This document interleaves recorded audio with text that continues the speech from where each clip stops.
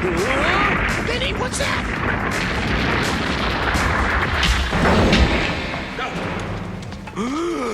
Put down your weapons. You are under arrest.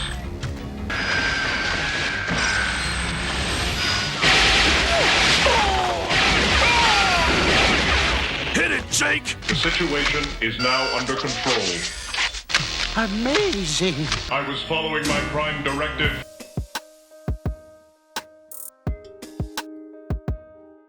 Welcome to the channel. Today we're going to be looking at a super weird time in history where, depending if you're a millennial or a Gen Xer, your parents might be brain-rotted consumerists, or you yourself might be suffering from what seemed like almost falsely implanted memories of a time when you'd be introduced to hyper-violent blood and gore after watching Saturday morning cartoons and then making a trip to your local video store. We're talking about kids shows that by all logic should not have existed. And yet, as a product of these cartoons, I am oh so grateful they did. I mean, we had a cartoon and toys based on RoboCop, one of the most absurdly violent and awesome movies of the 1980s. Detroit, the near future.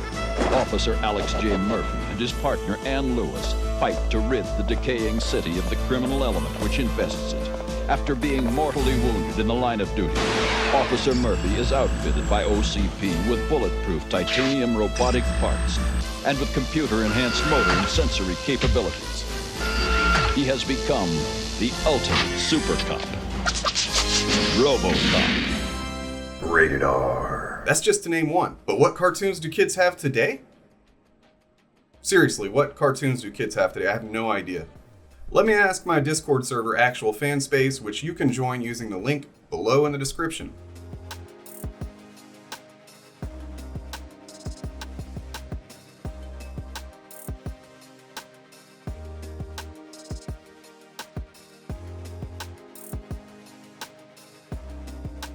Alright, I'm just going to have to trust that these are real and that my Discord is not trolling this video. Nonetheless, I'm told that they are all ages cartoons and they definitely are not based on like, you know, hard R-rated movies that had like boobies and blood and stuff like that. Look out! So there were quite a few hard R properties that were adapted into video games, toys, and cartoons for kids of the 1980s. It seems pretty weird today, right? Especially since genre films of today have been sanitized down to a PG-13 rating generally. But in the 80s, some pretty surprising stuff ended up with kids' versions. It's taken for granted now that most blockbuster movies are PG-13 these days. That wasn't always the case. I'll cover you. Thanks, partner. In the late 80s and early 90s, movies like Batman and Jurassic Park became the beginning of the end for the big budget, R-rated blockbuster movies. That's when movie executives kind of, had a light bulb moment and were like, you know what? If we make these PG-13, we can make more money by letting kids watch them. A lot of the most popular movies of the 80s had, kind of fantasy, fantastic elements to them that were great for younger audiences. But you can't have all that violence and profanity and nudity that were pretty common in those movies, right? Kids weren't supposed to see that stuff. They couldn't really just go to the movie theater by themselves and get a ticket to a rated R film.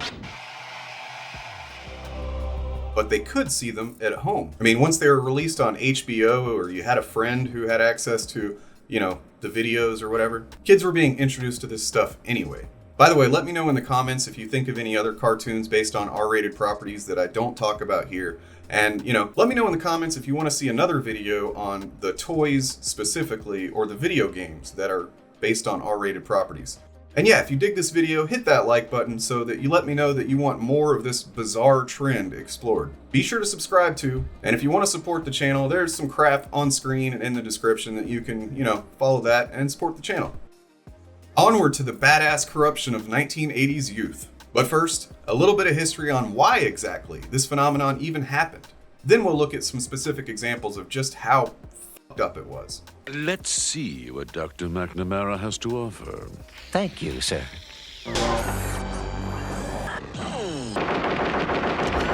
When Ronald Reagan ran for president in 1980, a big part of his platform was the removal of regulations that were being imposed on businesses by the federal government.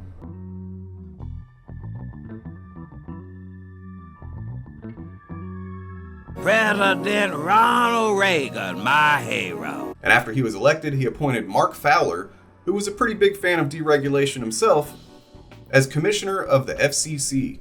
Before too long, the FCC's rules about limiting advertising and broadcasts, they were gone. And the landscape of TV changed forever. That's exactly why infomercials suddenly became a big thing in the early 80s. But the biggest change happened in children's television. Those regulations and restrictions around how products, specifically toys, could be marketed directly to kids were eliminated. And by 1983, toy companies were taking over the airwaves with shows based on their brand new lines of action figures. Meanwhile, movie theaters kept kids from seeing R-rated movies, for the most part. But it proved pointless for kids with HBO, super chill parents, or were clever enough to watch R-rated films in secret. And for a kid in the 80s, seeing an R-rated movie was almost like a badge of honor.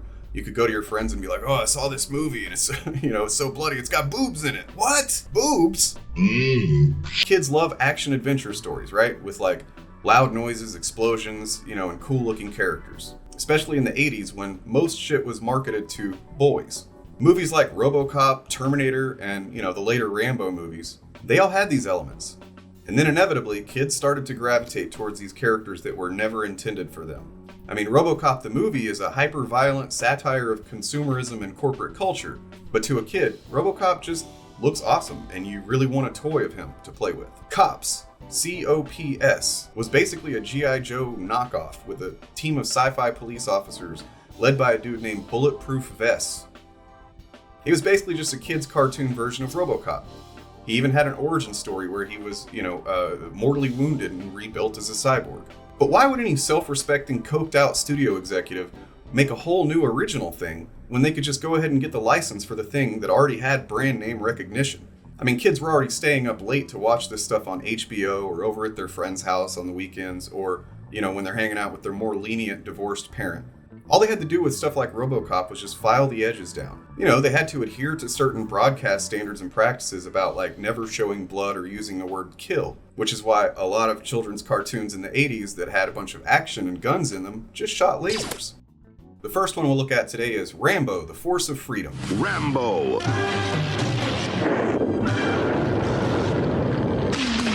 Anywhere and everywhere, the savage forces of General Warhawk threaten the peace-loving people of the world. There's only one man to call. Get me Rambo. From the canyons of skyscrapers to the canyons of remote mountain peaks, Liberty's champion is unstoppable. Rambo. This cartoon ran for 65 episodes starting in 1986, and eventually those movies got pretty silly, but at this point the only ones that had even come out were the first two, First Blood and Rambo First Blood Part 2, and those are so confusing. Rambo, the Force of Freedom.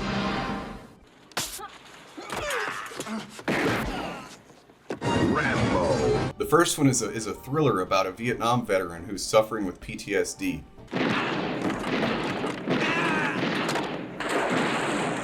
Rambo. And the second one is a hard R action movie with 75 on-screen kills.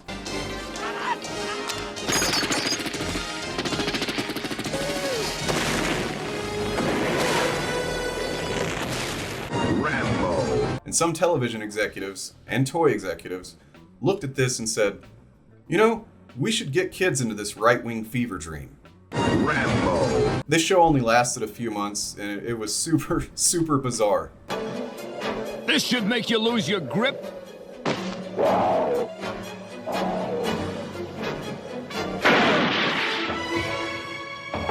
Reach for the sky.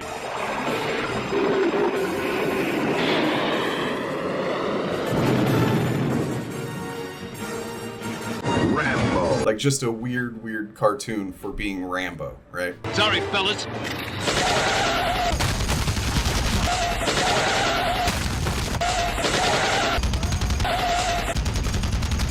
Rambo. Eventually, the executives put down the cocaine long enough to go, maybe a cartoon about a bloodthirsty mercenary in dire need of therapy isn't good for kids?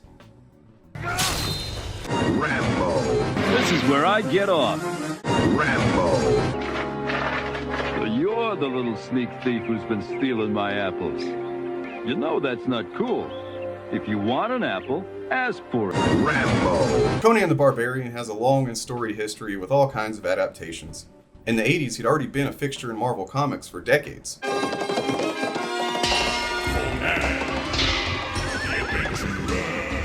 I'm sure what the cartoon and toy executives saw in him was just another version of He-Man that they could market. In fact, if you look at some of the toys of Conan the Barbarian back in the early 80s, it was really just a reskinned He-Man action figure. But in the comics, Conan basically does two things. He bangs chicks and he kills people. And yet still they were like, hey, let's make a cartoon of this shit. Let's make a cartoon of this shit for kids.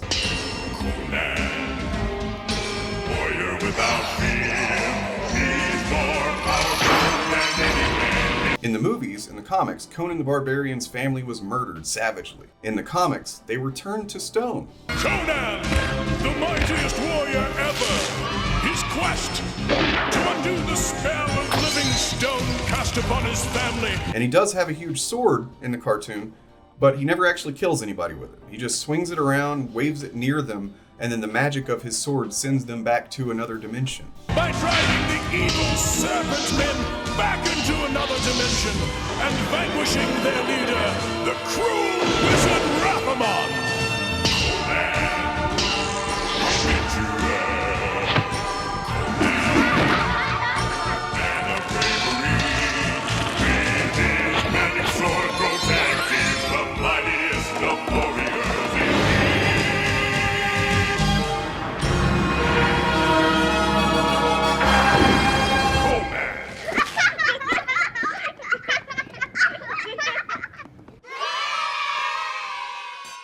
Then there's Police Academy, which is really just a bunch of, deranged sociopaths who become police officers. Wait, that's redundant.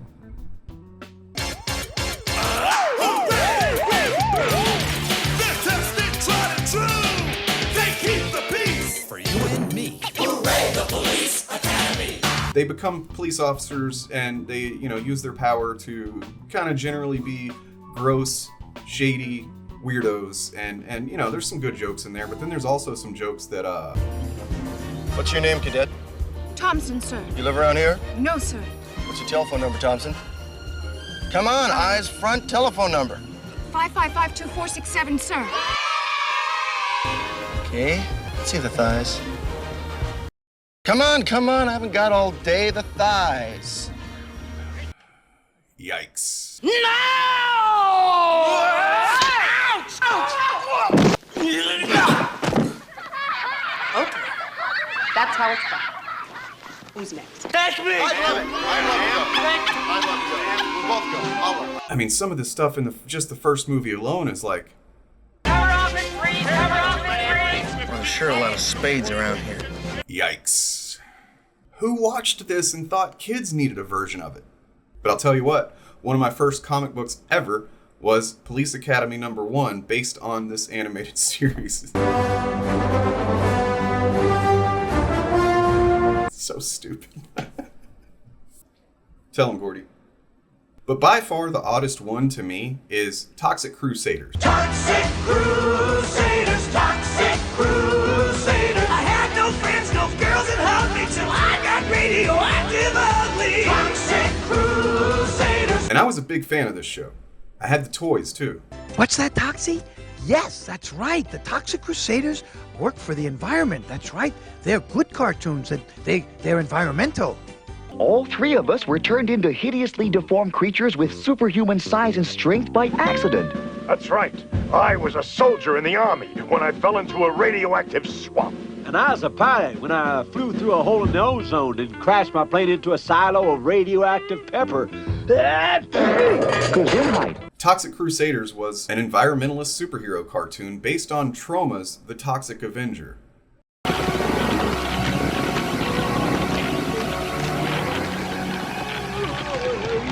A movie in which, a nerdy kid is bullied and thrown out of a window into a vat of toxic waste, and then he's horrifically transformed into a big, giant, gross, mutated monster who then uses his superpowers and strength to, disembowel people, pull their hearts out of their chest, rip heads off, and, this kind of stuff.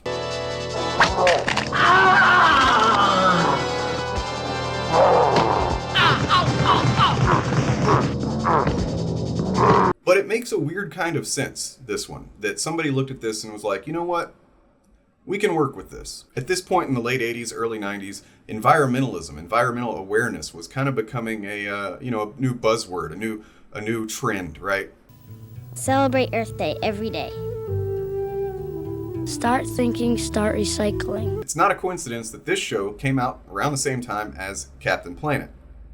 Yeah, Toxic Crusaders was pretty clearly, trying to ride the coattails of shows like Teenage Mutant Ninja Turtles and Captain Planet, but basing a kid's cartoon on a cult movie, notorious for, hyper, gratuitous, disgusting violence,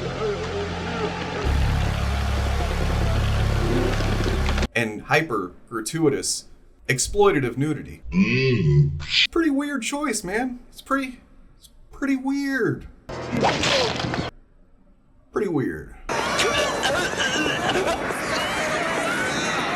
Eventually, we reached the end of this era of toy-driven cartoons based on highly inappropriate source material. There were plenty of failures to show that it just wasn't reliable. RoboCop, Rambo, Conan, none of those lasted very long. There was also a change of tide coming as well. There was like Batman showed that more sophisticated storytelling can be appealing to kids. Batman the Animated Series and Spider-Man the Animated Series and X-Men the Animated Series. And, all of these had a lot of source material to draw from that was already mostly kid-friendly. And they also happened to have a massive roster of characters that you could, make a lot of toys out of. Then Cartoon Network came along and, eventually the idea of making cartoons based on the toys you want to sell, kind of went away. And they realized, hey, if we actually make good shows, people will want to buy the toys anyway.